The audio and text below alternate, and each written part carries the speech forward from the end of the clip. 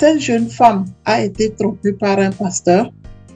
Elle est tombée enceinte et elle s'en rend compte que le pasteur aussi a enceinté d'autres femmes. Alors elle est à la recherche d'une solution et elle est arrivée sur ce plateau de télé pour qu'on puisse l'aider. Je vous laisse écouter. Vous me dites que vous avez un problème avec votre pasteur, il s'agit du pasteur Donald.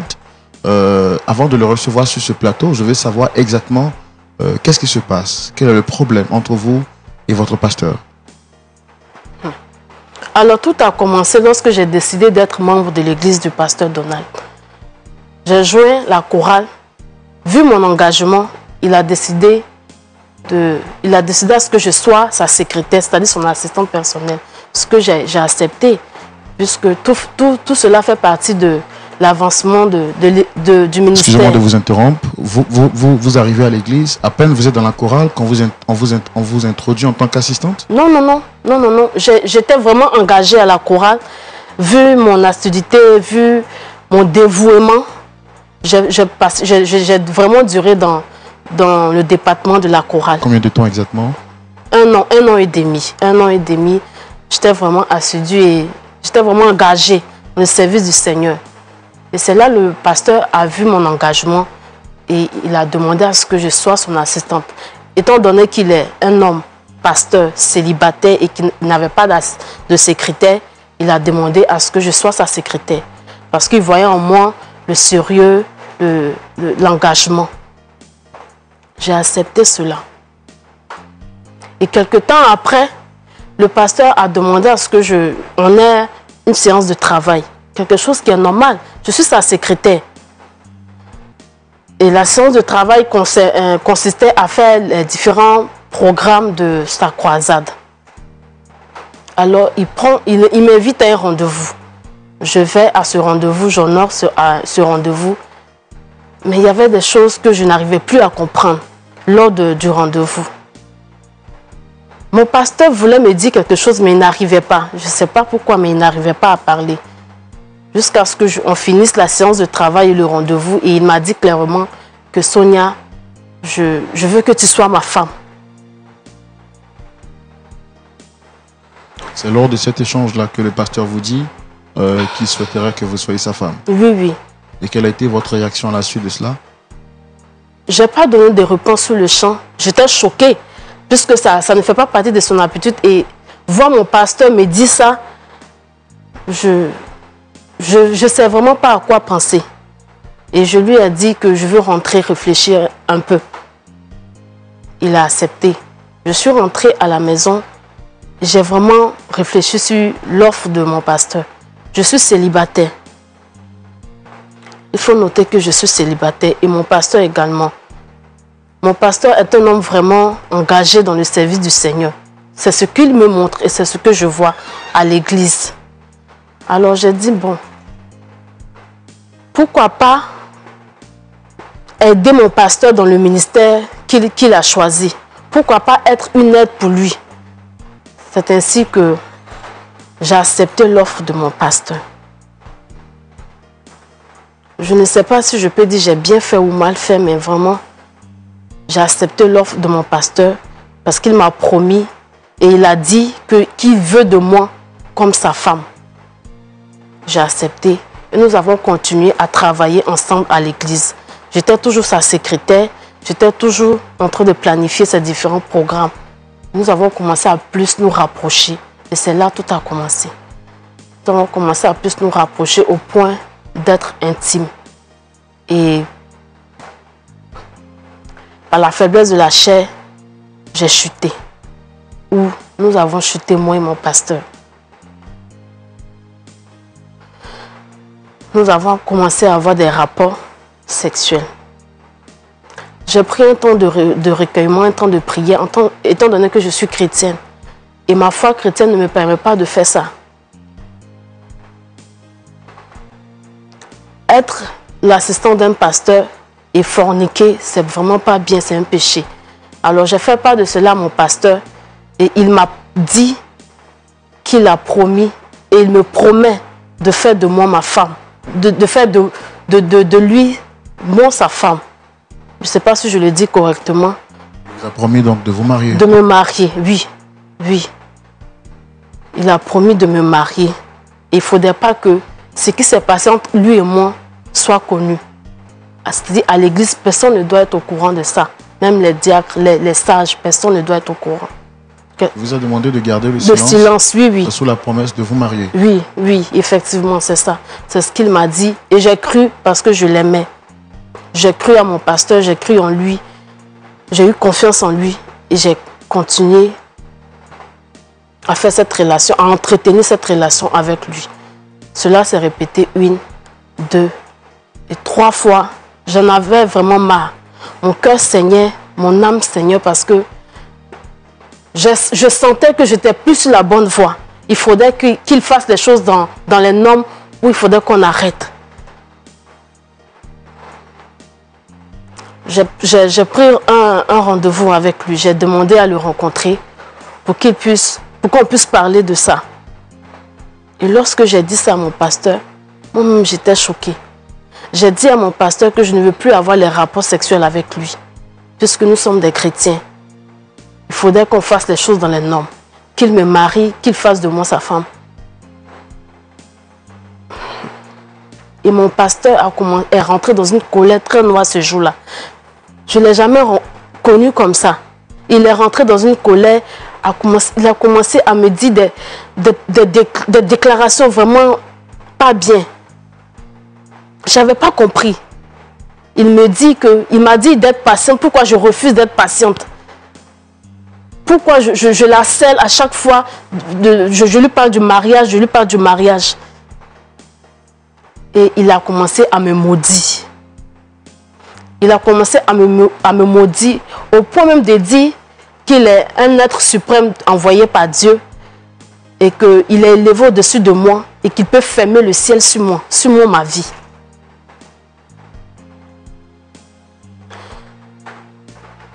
Et que si je ne crois pas de continuer et d'aller même, si je veux d'aller raconter aux gens de l'église, que personne ne va me croire. Et personne ne peut me croire parce que j'ai pas de preuves, que j'avance, j'ai pas de preuves pour me confronter à lui. J'étais vraiment perdue. J'étais vraiment perdue. Et j'ai gardé le silence. J'ai gardé le silence. C'est comme ça, un soir, pendant qu'il était en train de travailler, il s'est endormi et j'ai pris son téléphone. Parce que je voulais savoir qu'est-ce qui le retenait à m'épouser. Puisqu'il m'a promis cela.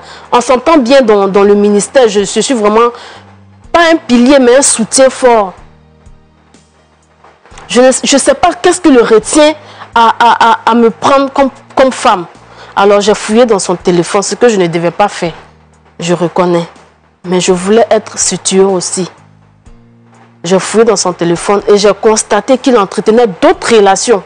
C'est-à-dire deux relations en plus de moi et une autre femme qui est dans l'église. C'est-à-dire qu'en plus de vous, il avait d'autres relations. Et 2 autres relations, vous avez dit? Oui, oui. Et parmi ces 2 femmes, il s'avère que... Il y a une qui est dans l'église qui soutient vraiment son ministère financièrement. Qui lui donne beaucoup d'argent. Vraiment, c'est elle qui fait l'église. À travers les messages, c'est ce que j'ai vu. C'est ce que j'ai constaté. Et là, ça m'a brisé. Ça m'a vraiment brisé. Je ne sais plus quoi faire. Personne ne veut m'écouter. Personne ne veut m'écouter. Il me menace de me maudire. Il me menace de me faire du mal. Et là, présentement, je suis enceinte de lui. Il ne sait pas. Je suis enceinte de lui. Il ne sait pas. Voilà pourquoi j'ai fait recours à la télé. Pour que vous puissiez m'aider. Afin qu'il puisse prendre les responsabilités de son acte. Parce que je ne sais plus quoi faire. Ça fait combien de temps que vous le connaissez? Effectivement, je le connais. Ça fait plus de 2 ans maintenant que je fréquente ce pasteur. Tout d'abord, j'étais invitée dans une de ses prières. Il a bien prêché, ça m'a plu. Donc, j'avais décidé d'aider son ministère. D'accord. Donc, ça fait, comme vous l'avez dit, plus de 2 ans. Plus de 2 ans. Que vous le connaissez. Oui, oui. D'accord. Quelques années après, il m'a convoqué dans son bureau en disant qu'il voulait me voir. Vraiment, j'étais étonnée parce qu'il n'avait jamais fait ça auparavant. Donc, je suis allée à son rendez-vous. Arrivé là-bas, il m'a remercié pour les dons que je lui fais. Il m'a vraiment dit merci. Mais qu'il voulait me parler, mais qu'il avait honte. Bon, ok, vas-y. Il me dit qu'il voyait en moi sa future femme, la mère de ses enfants. Bon, je n'ai pas trouvé d'inconvénient parce qu'il est célibataire. J'ai accepté. Quelque temps après, on a eu des rapports sexuels ensemble et il m'a demandé de garder le secret qu'il va m'épouser. Donc c'est dans cette histoire qu'on est. Mais je suis étonnée de voir sa secrétaire ici avec lui, sur le plateau. Donc je me demande qu'est-ce qui se passe. Et vous entretenez actuellement de bons rapports avec le pasteur? Oui, oui. Le frère, elle raconte des conneries. C'est vraiment du n'importe quoi. C'est du vraiment... Elle raconte du n'importe quoi. Je ne la connais même pas. Pasteur, tu ne me connais pas aujourd'hui. Je te connais, mais je ne te connais pas. Tu ne me connais pas comment? Je ne te connais pas où on a couché ensemble. Tu racontes n'importe quoi. Et ça, c'est devant la nation. Hein. Tu venais chez moi, non? Attends, tu venais chez moi. Vous vous associez pour gâter mon ministère. C'est vrai que je venais chez toi. Je venais prier pour toi. Souvent, tu m'appelles à 1h du matin, je suis couché. Tu m'appelles, Pasteur Donald, j'ai un problème. On m'a attaqué. Ma grand-mère au village m'a attaqué. Exceptionnellement, je voudrais qu'on reçoive encore sous vos applaudissements Dame Priska, s'il vous plaît.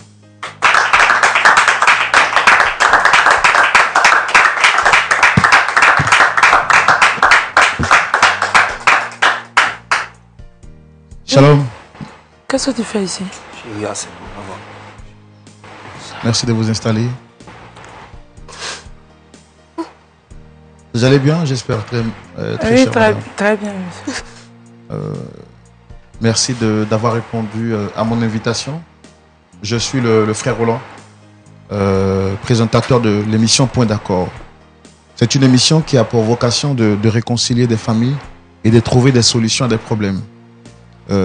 Exceptionnellement, j'ai pris sur moi la responsabilité de vous inviter sur ce plateau, contrairement aux autres fois où ce sont des personnes qui invitent parce qu'il s'agit d'une affaire très délicate. Tout à l'heure, quand vous êtes entré, vous avez reconnu un monsieur sur ce plateau qui est le pasteur Donald. Vous le connaissez très bien, je suppose. Oui, je le connais très bien. Et ça fait combien de temps que vous le connaissez? Ça fait pratiquement 1 an. J'ai du mal à vous entendre, vous pouvez parler un peu plus fort, s'il vous plaît. Ça fait pratiquement 1 an. Et comment est-ce que vous l'avez rencontré? J'ai rencontré le pasteur Donald sur les réseaux sociaux. Comme il prêchait bien, je lui faisais des dons. J'ai aimé. Je lui faisais des dons. Bon, je suis rentrée en contact avec lui. Et c'est par les réseaux sociaux que vous l'avez connu? Oui. Parce qu'il prêchait bien, c'est ça? Oui, parce qu'il prêchait bien. Moi-même, j'ai décidé de lui faire des dons. Vu que c'est un pasteur, c'est moi-même qui ai décidé à le rencontrer. Donc, c'est comme ça, c'est parti. On a commencé à se fréquenter. Et puis, on a commencé à se fréquenter et puis il m'a demandé d'être sa femme. Vu que il est célibataire, donc j'ai accepté. Et c'est comme ça nous sommes sortis ensemble et je suis enceinte de lui. Attendez, mais vous êtes chrétienne, non? Oui, je suis chrétienne. Et coucher avec un homme sans mariage, c'est... Je sais pas. Bon. Il m'a tellement plu et puis il m'a... Je sais pas. Et vous êtes enceinte de lui, ça fait combien de temps déjà? Je suis enceinte de lui, ça fait 6 mois. Ça fait 6 mois. Moi, je ne sais pas ce que je fais sur ce plateau, je ne sais pas. Je n'ai aucune idée. Je suis même étonnée de le voir ici. Mais quand vous dites que vous êtes enceinte, 6 mois, il n'y a aucun signe visible qui prouve que vous êtes enceinte? Si. Parce que nous sommes restés d'abord ensemble. Ça fait 1 an.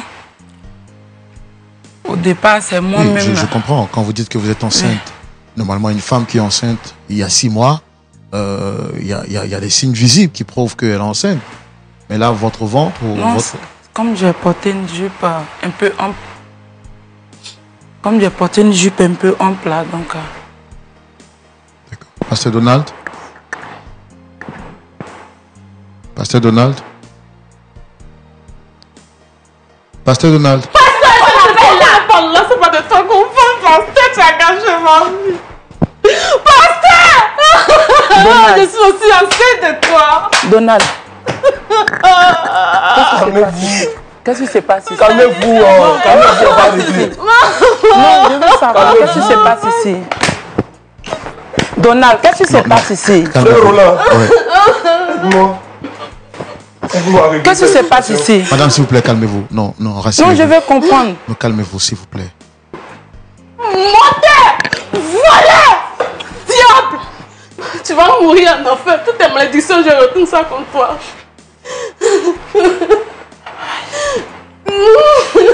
Donald, donc tu m'as fait ça. Pasteur Donald? Donald, tu m'as fait ça. J'ai fait quoi ici?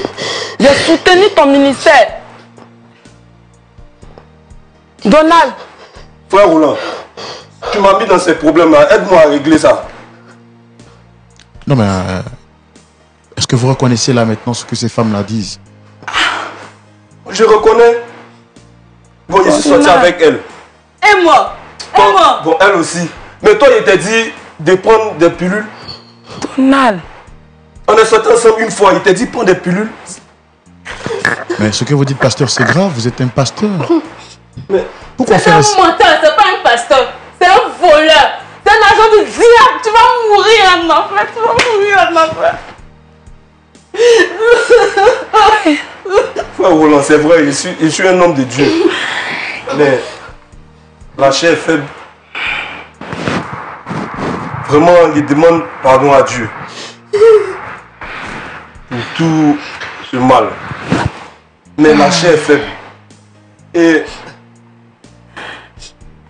vraiment pardon à Dieu. C'est tout ce que je peux dire. On va régler ce problème-là.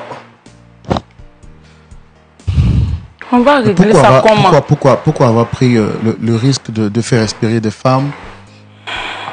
Et qu'est-ce qui vous empêche aujourd'hui de vous marier vu que vous êtes pasteur stable? Vraiment, qu'est-ce qui t'empêche? Qu'est-ce qui t'empêche? Pasteur Donald, était-ce un plaisir pour vous de jouer avec les émotions des femmes? C'est pas un plaisir, c'est un plaisir pour moi. Mais regardez-moi, vous aussi. Toutes les femmes de mon ministère me veulent. Elles veulent de moi. Et là, il vous a dit la chair est faible. Mais qu'est-ce que vous en faites alors de l'éthique pastorale? Il suis un homme de Dieu, mais un homme de Dieu, c'est un être humain. Donc je suis pas parfait.